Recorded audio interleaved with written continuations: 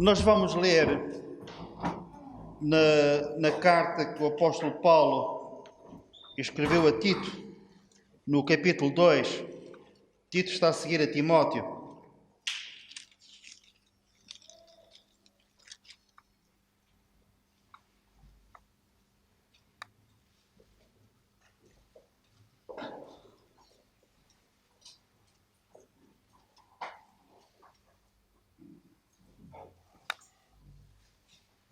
Tito capítulo 2, e vamos começar a ler no versículo 11.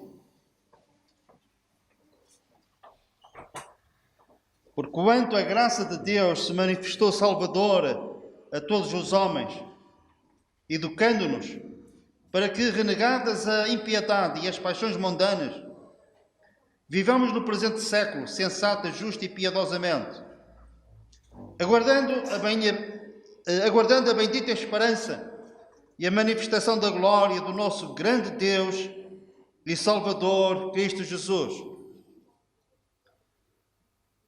Aguardando a bendita esperança e a manifestação da glória de quem? Do nosso grande Deus e Salvador Jesus Cristo. Eu já disse ao Timóteo que o título para esta mensagem é Jesus é grande. E nós hoje iremos falar, pela graça de Deus, um pouquinho acerca da grandiosidade do Senhor Jesus. É uma necessidade falarmos acerca disto, porque há a possibilidade de termos uma ideia muito redutora acerca de Jesus. Isto é, nós pensamos acerca dele em módulo pequeno. Ficamos muito aquém de compreendermos a sua grandiosidade. E eu penso que nós que viemos da religião tradicional dos nossos pais, que é um efeito cultural e religioso, que nós trazemos connosco, a maior parte de nós, desde a nossa infância, desde a nossa meninice, que contribui para termos este conceito da pequenez do Senhor Jesus. Antes de eu conhecer a palavra de Deus e o Evangelho, quando me falavam acerca de Jesus, ou quando eu pensava acerca dele, eu pensava neste módulo pequeno. Pensava como? Jesus, bebê, deitado numa manjedoura. Pensava nele ao colo de sua mãe com 2, 3 anos. E pensava nele também crucificado. Aquela imagem de Jesus com a coroa de espinhos, crucificado. Mas se me perguntassem acerca da razão pela qual ele foi crucificado, eu diria, de uma forma genérica, que ele foi crucificado para nos salvar. Mas também, se me perguntassem se eu estava salvo, o facto de ter este conhecimento intelectual, como era um conhecimento pequeno, eu não iria dizer que estava salvo, porque eu não sabia acerca dessa grande verdade. Hoje é diferente. Hoje temos um horizonte amplo e extenso acerca da pessoa gloriosa do Senhor Jesus. Hoje vemos-lo como o centro do universo e queremos que ele seja o centro da nossa vida. Sei e sabemos que ele esteve nessa eternidade passada, que a eternidade é sua filha. Pois lemos no profeta Isaías, capítulo 9, que Jesus, o menino que nos nasceu, é o Pai da eternidade.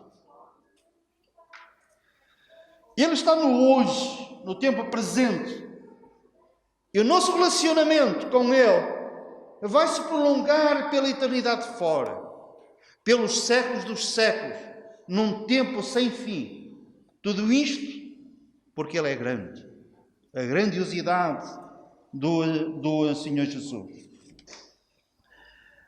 Nós não nos vamos deter, mas há várias passagens que nos falam, por exemplo, que ele é maior do que Abraão.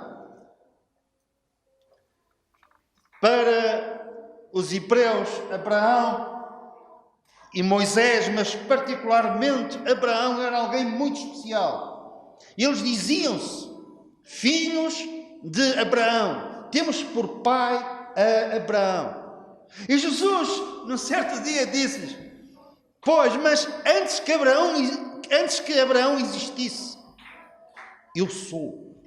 Eles ficaram escandalizados, ficaram em pedras para o apedrejar. Jesus estava a dizer que antes que Abraão existisse, séculos atrás, ele já era.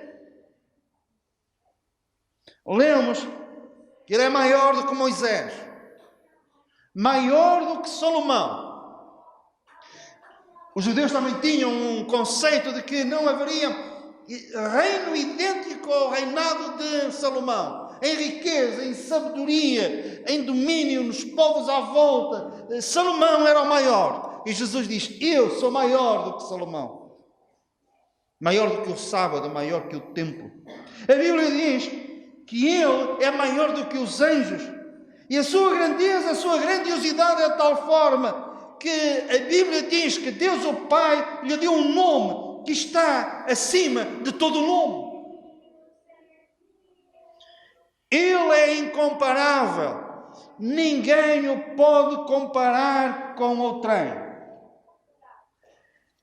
E houve duas situações em que os homens ousaram compará-lo. E os céus perante isso não ficam fechados. Quais foram essas duas situações? João Batista batizava junto às margens do Rio Jordão. Era um batismo especial, com características particulares. Uma das quais era que as pessoas, ao serem batizadas por João Batista, confessavam os seus pecados. E a Bíblia diz que os pecadores, os publicanos, se submetiam ao batismo de João Batista. Num certo dia, e entre aqueles pecadores aparece Jesus. Não como um mero espectador, mas a surpresa de João Batista foi grande e não foi menor naquela multidão que estava ali junto ao rio. Porque quando Jesus entra nas águas do Rio Jordão e pede a João Batista para o batizar, eu consigo imaginar a surpresa estampada no rosto de todas aquelas pessoas.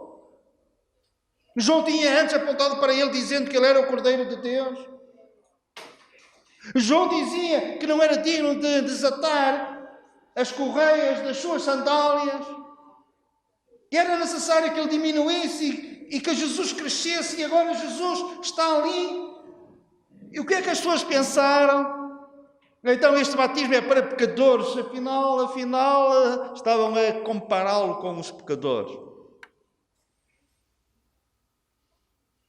Não vamos entrar em pormenores porque é que ele foi batizado. Eu só quero pegar nesta parte. As pessoas legitimamente, com a surpresa estampada nos seus corações e nas suas faces, pensam, mas afinal, se calhar até desapontadas. Afinal, nós tínhamos expectativas, nós tínhamos esperança, e ele é como os demais. Mas quando as pessoas pensaram assim, do céu ouviu-se uma voz. Era a voz do Pai, a dizer: este é o meu Filho amado, em quem eu me agrado. Para manter a diferença. Aquilo que vocês estão a pensar não é nada disso. Nele eu tenho um inteiro agrado. Numa outra situação, alguém tentou compará-lo com dois homens. Jesus está no Monte da Transfiguração. E juntam-se a ele. E aos três discípulos, Pedro, Tiago e João, juntam-se duas pessoas. Moisés e Elias. E eles reconheceram, Pedro, Tiago e João, reconheceram naqueles dois homens Moisés e Elias. E Pedro ficou entusiasmado. Moisés até ali o maior dos profetas. Elias, o gigante da fé. E Pedro entusiasmado diz: ó Senhor, como bom é nós estarmos aqui. Vamos fazer 3 tendas. Eles ponham-se de parte. Uma para ti, outra para Moisés e outra para Elias. Não. Senhor, para ti vamos construir, se nós pudéssemos, um palácio. Mas não, era uma tenda. Para Moisés, igual. Para Elias, também. E ouves a voz do céu: este é meu filho amado, em quem eu me agrado. Eles caíram para o lado, Jesus tocou-lhes. Quando eles estava somente Jesus, ele é incomparável. Quando está no meio dos piores, os pecadores que se submetiam a João Batista, ele não podia ser comparado de qualquer forma, mas também entre os melhores dos homens. Moisés e Elias, e ele está muito acima, porque ele tem um nome acima de todas as coisas e de todos os nomes. Amém? A grandiosidade de Jesus na criação. Primeiro ponto, na criação.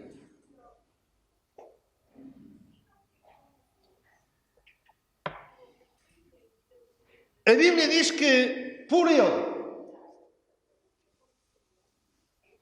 por meio dele, foram criadas todas as coisas. E não somente foram criadas, mas todas as coisas subsistem por Ele.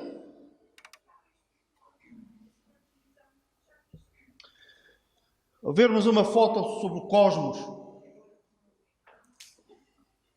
lembro-me de uma fotografia que eu vi, tirada pelo Hubble, aquele grande telescópio. A Terra é um pontinho perdido na imensidão deste vasto universo. É como que tenhamos esta parede e num pontinho feito com um lápis, aquilo é a Terra. E a Bíblia diz que a Terra foi suspensa no nada. Ela está ali suspensa. Jó diz: tu puseste a Terra suspensa. Jesus criou os céus, criou a Terra. E Ele sustém, Ele sustenta a Terra no nada. É como que as suas mãos estejam ali a amparar a Terra. Isto em sentido figurado, já se vê.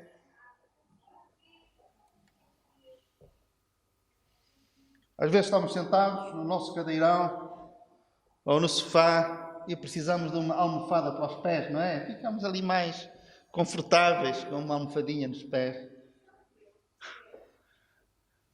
Sabe o que é que Jesus diz? Ele é o Criador de todas as coisas. Ele diz: a terra é apenas o estrado dos meus pés. A sua grandiosidade na criação é tal ordem que ele diz: a terra é o estrado, é onde eu pouso os meus pés. Os céus, esses não me podem conter.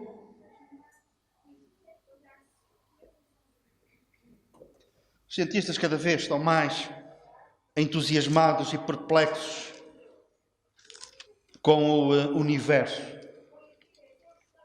A astronomia fica cada vez mais surpreendida à medida que os telescópios têm uma abrangência maior, uma capacidade maior. Cada vez eles descobrem coisas que não imaginavam ser possível a sua existência. A Bíblia diz que no quarto dia, coisas simples, só apenas 1 ou 2 versículos. No quarto dia, Deus criou o sol para iluminar o dia, criou a lua para iluminar a noite, e depois lemos assim: e criou as estrelas. Mais nada. E criou as estrelas.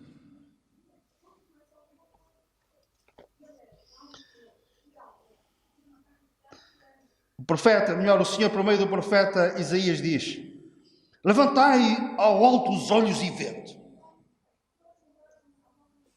É uma noite estrelada.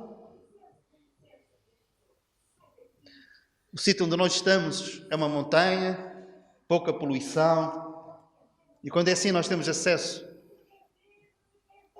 a visualizar o maior número de estrelas. Pensa-se que nós podemos contar até cerca de 5.000 em condições ideais. Levantai ao alto os olhos e vede. Quem criou estas coisas? Aquele que faz sair o seu exército de estrelas, todas bem contadas. Lemos isso em Isaías, no capítulo 40, versículo 26. As estrelas estão todas bem contadas, às quais ele chama pelo nome. Vocês, se calhar, pensam: Ok, nós conseguimos contar 5.000, podemos estar a falar acerca de alguns milhões de estrelas. Revistas científicas têm publicado artigos em que falam nestes termos. O nosso sistema solar está inserido numa galáxia chamada Via Láctea.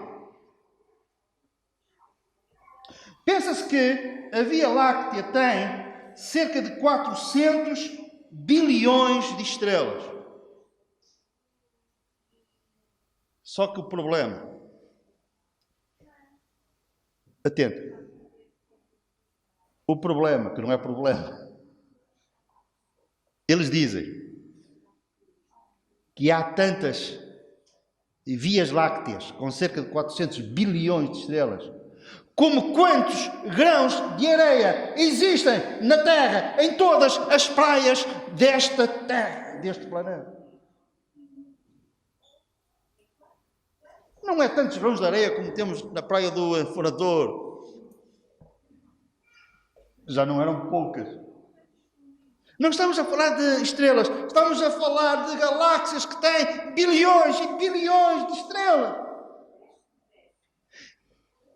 E a grandiosidade é de tal forma que nós dizemos, por Ele foram criadas todas as coisas e Ele tem as estrelas todas bem contadas. Conhecendo-as pelo nome.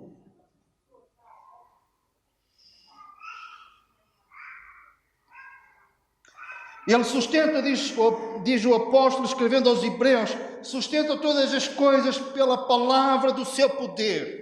Não foi com uma arte mágica, uma fórmula qualquer, ele apenas disse, haja, e houve. Aparece uma estrela. Número incontável. Para nós, para os cientistas, incontável. Mas ele tem-nas bem contadas e a todas chama pelo nome. E nós ficamos surpreendidos quando Jesus diz, as minhas ovelhas ouvem a minha voz e me seguem. E eu conheço-as pelo nome. Não ficamos surpreendidos?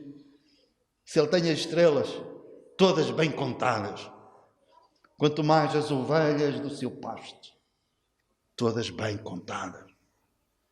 96, 97, 98, 99, e falta uma, ele vai atrás daquela que falta. Porquê? Porque ele tem as ovelhas todas bem contadas. Bem contadas. Grandiosidade da criação. Por Ele foram criadas todas as coisas, e todas as coisas subsistem, são sustentadas por Ele. Ele é grandioso na salvação. Atos capítulo 4, versículo 12.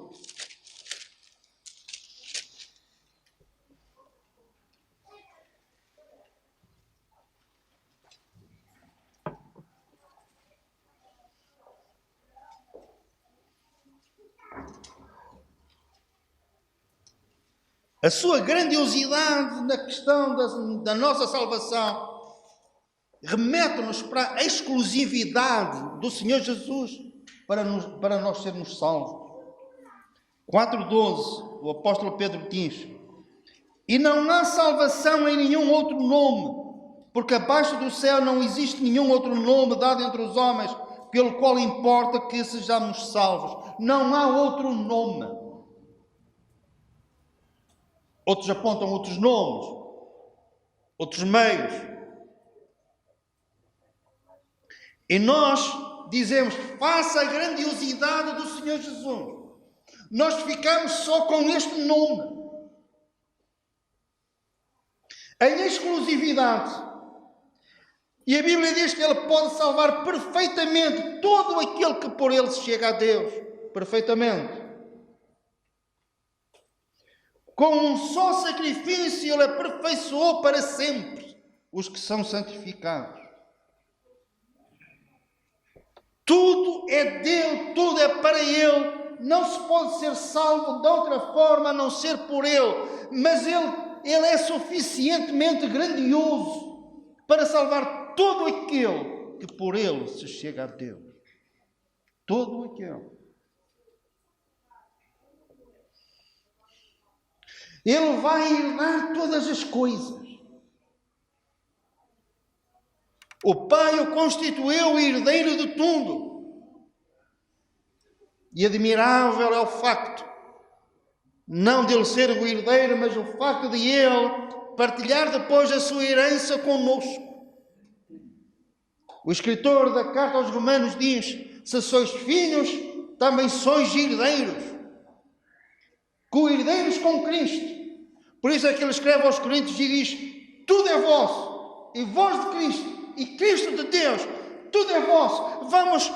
Temos acesso à herança do Senhor Jesus. E é uma herança em que tudo é dele. Antes da pandemia, às vezes íamos a um restaurante e o que é que nós encontrávamos? Pessoas, nós ficávamos na fila e nós olhávamos para dentro do restaurante e quando a fome apertava ainda olhávamos mais vezes. Até tinha lá algumas mesas vazias, só que tinha lá assim um pequeno dístico a dizer o quê? Reservados. E nós não podíamos sentar numa mesa que ela estava reservada. Sabem o que é que a palavra de Deus diz acerca da herança que nós temos em Cristo? São palavras do apóstolo Pedro. Essa herança está reservada para nós nos céus. É incorruptível, incontaminável, não pode murchar. Está reservada. É intocável. Só que o apóstolo vai mais longe e diz: e vós estáis guardados para essa herança. Não somente a herança está reservada, como nós estamos guardados para um dia usufruirmos dessa herança. Amém? Isto é glorioso. Isto é grandioso. Jesus é grande na salvação, é grande na criação e é grande na salvação. Repito, pode salvar todo aquele, por mais vil pecador que seja, pode ser salvo e ser transformado num santo. Ele é grandioso. Terceiro ponto, na autoridade. Na autoridade. Ele disse: toda a autoridade me foi dada no céu e na terra. Toda a autoridade. Tudo que diz respeito à sua pessoa revela autoridade.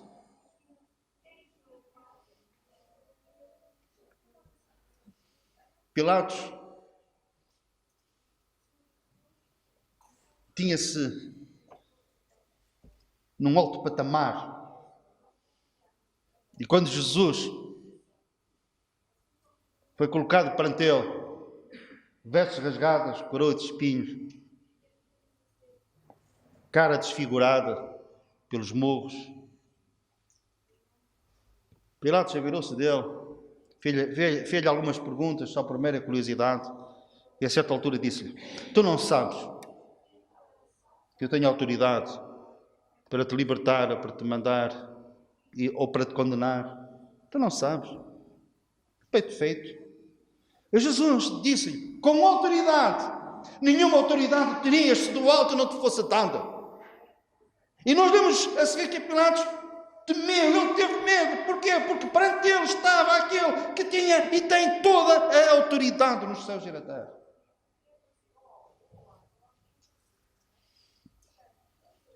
Os religiosos daquele tempo ficavam, eu não digo desarmados, eles ficavam sem fôlego. Quando Jesus dizia: filho, filha, os teus pecados te são perdoados. E quando eles diziam qualquer coisa, eles diziam: vocês não sabem que eu tenho na terra autoridade para perdoar pecados. Autoridade.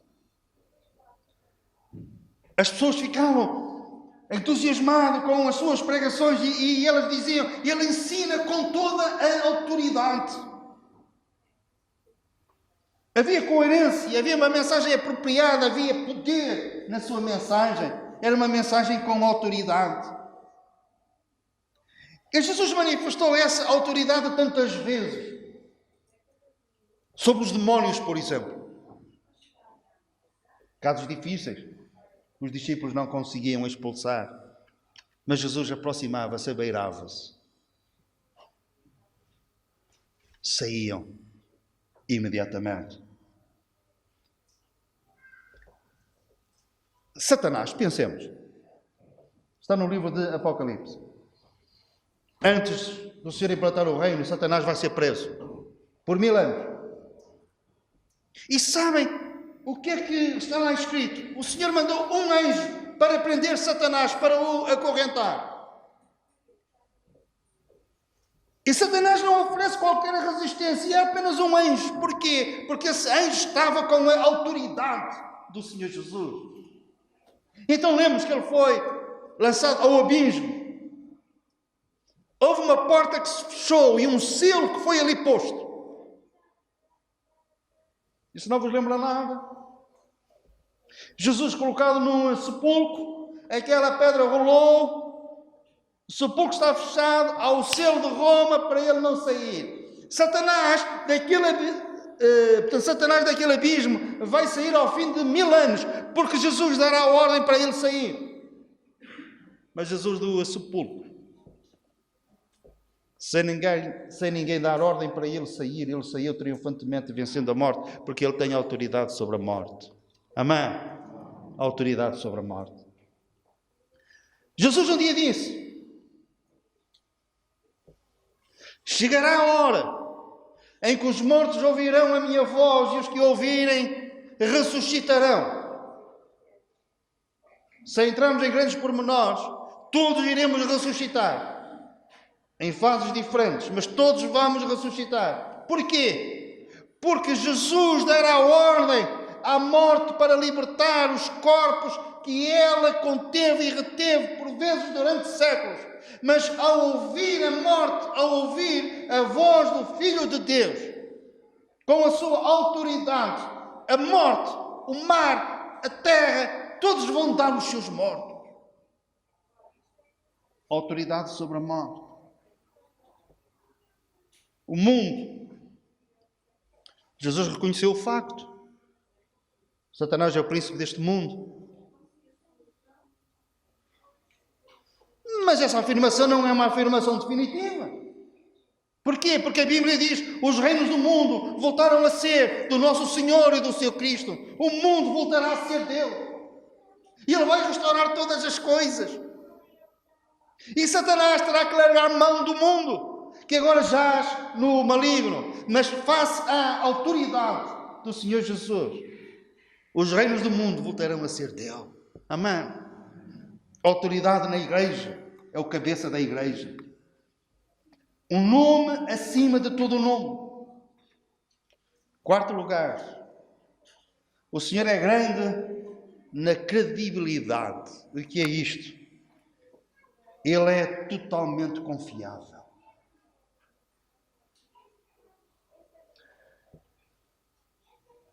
Nós às vezes confiamos nas pessoas e elas também confiam em nós. E nós desapontamos e somos desapontados, certo? Os amigos podem nos desapontar. Aqueles que nos são mais próximos podem nos trair. Mas Jesus, há um versículo que passa despercebido. E porque passa despercebido, nós vamos lê-lo, ok? Está em João capítulo 13.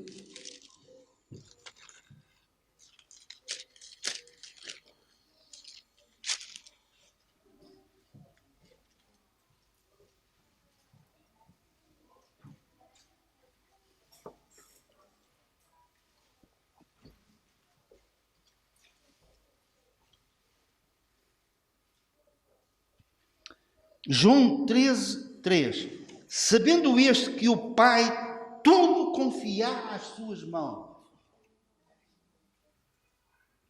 Já se tinham apercebido deste versículo? Eu não me tinha apercebido muito. O Pai confiou tudo às suas mãos. Porquê? Porque Ele é grandioso na credibilidade, na confiabilidade. Ele é digno de toda a confiança. E agora reparem, se o Pai lhe confiou todas as coisas, sem medo, sem qualquer receio, É muito que nós lhe confiemos todas as coisas. O apóstolo Paulo sabia disto, por isso ele disse: Ele é poderoso para guardar o meu depósito até aquele dia. O depósito que é? Vamos a um banco, depositamos. São a guarda do nosso dinheiro, certo? Paulo diz: eu sei que Ele é poderoso para guardar aquilo que eu depositar nas suas mãos. Por isso é que Ele nos diz: lançai sobre mim toda a vossa ansiedade. Ele é confiável para tratar a nossa ansiedade. Todas as vossas petições. Estás cansados e oprimidos? Vinde a mim que eu vos aliviarei. Há situações tremendas. Ontem eu vivi uma situação assim. Sabe o que é estar perante uma parede de betão armado, alta, que não se pode passar para o outro lado, bater assim numa parede? Acabou.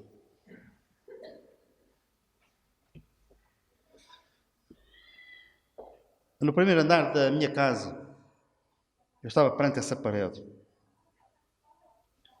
e disse: Senhor, olha, temos aqui um problema.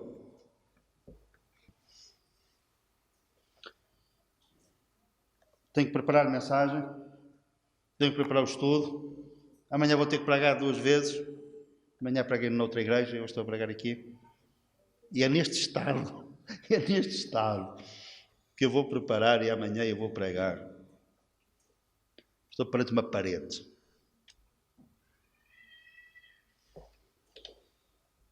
Depois partilhei isto com a Clarice e disse: Senhor, mas há aqui uma coisa. Não vou largar o arado. Nem coisa que se pense sequer.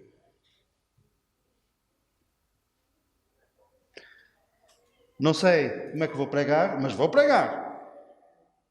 Não sei com que cara eu vou lá estar, não importa. Eu levo a minha cara. Eu vou fazer tudo na mesma. De manhã, acordei e a parede tinha sido roubada. Amém?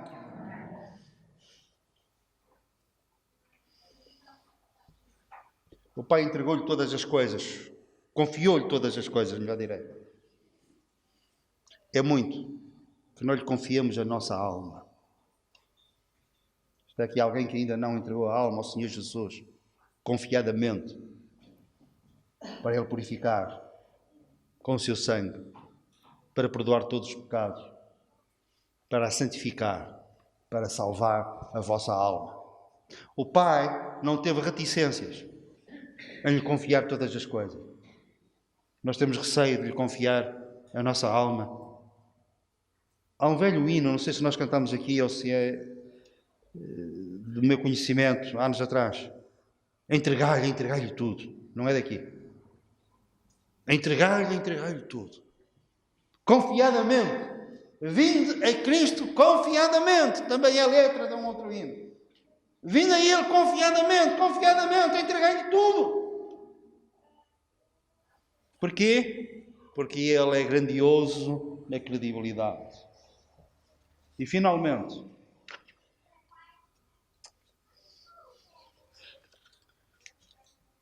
Ele é grandioso, a sua grandiosidade na dor.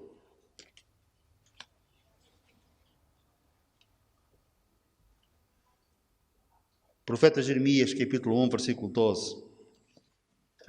Aqueles que têm mais dificuldade em encontrar, eu passo a ler.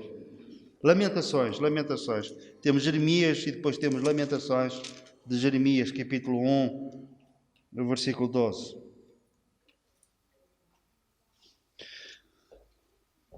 Não vos comove isto, todos vós que passais pelo caminho.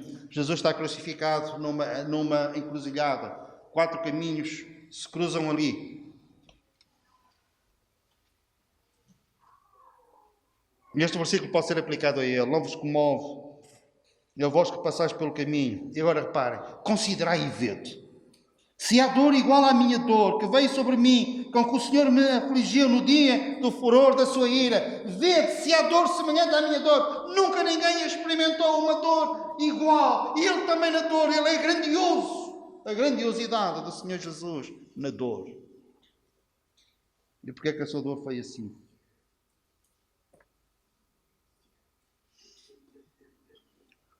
quinta e sexta-feira, eu e a enfermeira que trabalha comigo, nós fomos vacinar os nossos utentes acamados. Conheci-os de todos, menos a um, que está aqui há relativamente pouco tempo. E alguns eu tinha ido lá ao mês, outros há mais tempo, outros há menos. Mas houve uma coisa que me impressionou. Por isso é que eles também estão acamados. É alguns a dor, apesar de estarem com analgésicos, etc., úlceras, não vou entrar em pormenores, dor. Este mundo, como alguém disse, é um vale de lágrimas e de dor. Dor. Nós podemos falar na dor física, na dor emocional, na dor psicológica, dor. Mas nunca ninguém suportou uma dor. Vê-se a dor semelhante à minha dor. Jesus na cruz do Calvário temos a dor física. Mas como nós temos dito várias vezes, não nos cansamos de nos repetir, havia outra dor. Ser abandonado pelo Pai. Deus meu, por que me desamparaste? É uma frase carregada de dor. Dor. Porque o castigo que nos traz a paz estava sobre ele. E pelas suas feridas nós somos sarados. O Deus Santo faz derramar a sua ira sobre Jesus. Sobre ele estão os nossos pecados, os meus e os vossos, os pecados de cada um. Todas as tuas ondas e vagas têm passado sobre mim. Salmo 22, o Salmo da Cruz. O abandono do Pai. Ser feito maldito e maldição por nossa causa.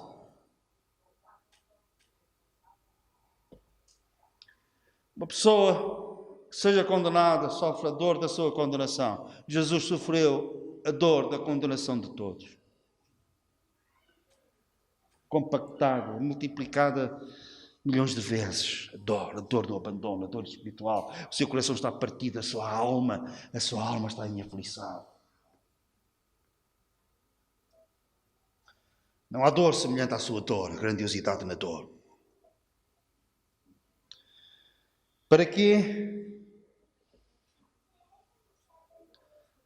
Para que nós um dia sejamos grandes diante dele. Amém?